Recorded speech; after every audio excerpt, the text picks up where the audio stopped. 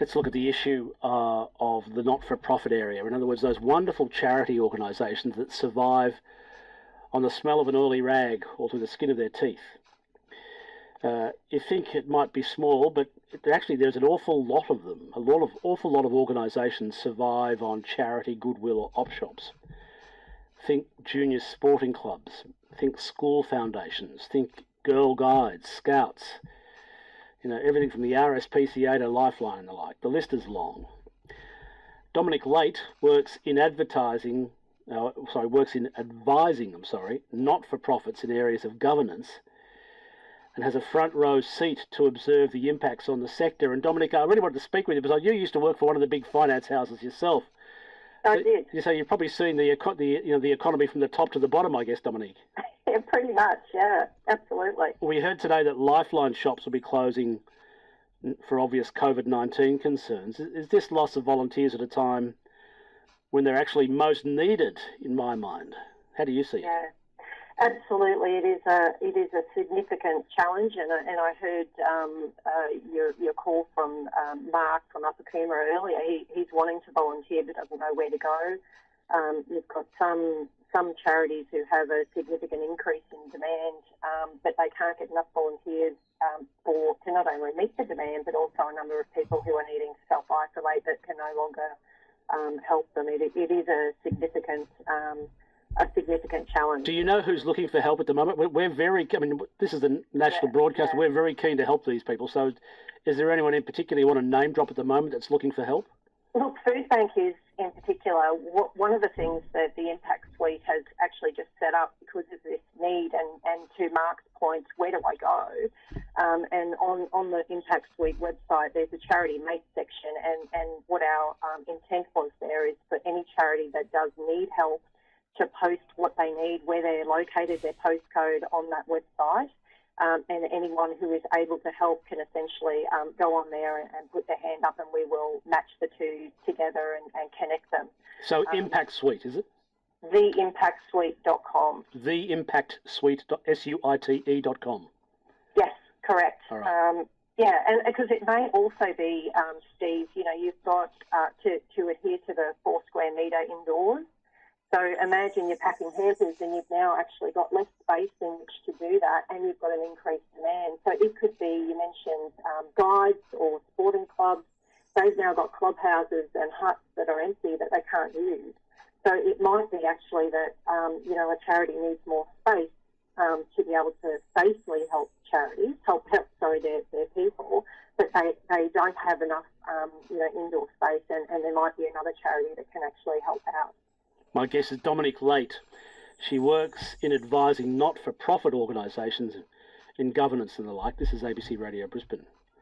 So physical distancing is impacting the charities, sporting clubs. What are you seeing with sporting clubs? And because a lot of them rely on little sales of uniforms and club fees and the like, what are they doing? Yeah, absolutely. So for a lot of them, they've obviously got either ongoing leases or ongoing costs for their grounds or their clubhouses. And usually how they're covering that is yes, through the membership fees, which in most cases they would have, but there are some calls for people wanting refunds, but also through their canteens and the like, and their, the Bunnings barbecues and those sort of things, and they just aren't there. It is a real challenge. So the Bunnings barbecue is gone. Of course it's gone. Of course it's gone. Yes. Yeah. So that means those charities can't get any funding from those. They can't. Yeah. And then if you've got people who in genuine need are requesting refunds of membership fees because, the comp isn't running, it's a real problem. How do they keep going? Can they get their fee? I mean, it's a bit tough in a sense. Yeah, you've handed over the money, but these small groups, they're not for profits. They need the money just to turn on the light when you go into the club room. They mightn't even be able to give it back, would they? No, that's exactly right. It is a significant challenge there. Most sporting clubs and associations are not at all making a profit as such. They are breaking even, providing the services. So any shift in that, they've already now got a reduced income stream, and if they have to offer refunds, it's going to be a big challenge. Right. Well, one of the reasons why I'm speaking to you is you used to be Suncorp's Chief Risk Officer. And I'm fascinated with the whole metrics and the mathematics of risk and how you calculate it. So what would your advice be for charities at this time, Dominque Late? Yes, it is a significant challenge, and I think one of the things is you need to make some short-term decisions, but not lose sight of the long term. Most charities, the smaller ones anyway, wouldn't have a risk appetite statement to help guide them. So one of the first things I would be recommending is to set some guiding principles up front to inform your decision making. So what's most important for you? Is it retaining memberships? Looking after the safety of your people, what's those financial aspects, etc., before you make those decisions. So really you're going back to the core of the reason why you exist in the first place. Yeah, absolutely. Because what you need to now do is not make a short-term decision that actually doesn't allow you to open up and get running again in the longer term. So it's really important. I think that's one of the things that obviously the large organisations are able to do. They've got whole teams of people that can work on this and look at, all of the risk aspects, not just the safety now, but, the strategic and reputational and the retention aspects, and weather the storm now to come out the other side. Caroline in South Brisbane says, Steve, no Lifeline book fair, which is the main source of revenue for Lifeline. Are they getting enough support? They're available 24/7 to help worried, frightened people, but who's helping them? Who is helping them? Dominque, do you know? Yes. No, I do not know. Look, I think I think one of the things I would say is this has driven a lot of innovation, and you mentioned some of that earlier with some of the cafe owners and what they're doing. Yep.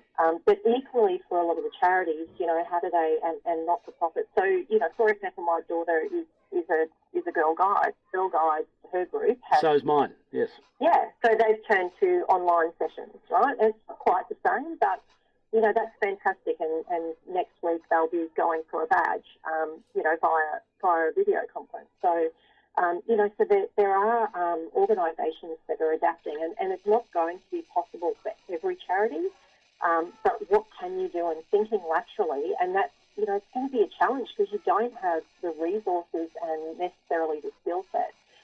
But that's, again, one of the things with this Charity Mates platform. It may be that a Lifeline might put on there, we need help with, coming up with a new way of delivering what we do to keep our revenue going. This is the type of skill set we need. Now, there could be someone out there who says, absolutely, I've got that skill set and I'm happy to help. So, it's not an answer, but we're hoping that it might provide a potential solution for as many as we can possibly help. So the Impact Suite, if a charity needs a bit of help, you'll just go along to the website. You can put something on say, look, I'm looking for a couple of people in this area or that area. Yep. And you're hoping others will come to it and say, I can help out with that. Correct. So yep. The Impact Suite, suite.com is the address. Okay. That's right. I think I heard this week, or it might have been last week, that groups like Meals on Wheels are running short of sort of drives and delivering. And I mean, they are an absolute gem of an organisation. They constantly, they work 365 days a year, and not only do they deliver freshly cooked food every day for someone who's alone, elderly, or infirmed in their house, but they're often the only person that the person in the house sees. And I understand they're under a bit of stress or pressure as well. Yeah, look, absolutely. And I think things like, I know the Queensland government's announced the Care Army. That does help out with some things, but to go onto that platform and volunteer, you still have to go through the usual, blue card process or police check process, unless at the moment, unless they decide to fast track that. So, yeah. Getting the help to where it needs is still going to take a little bit of time. So, look, there are challenges everywhere, and not all charities are going to make it through.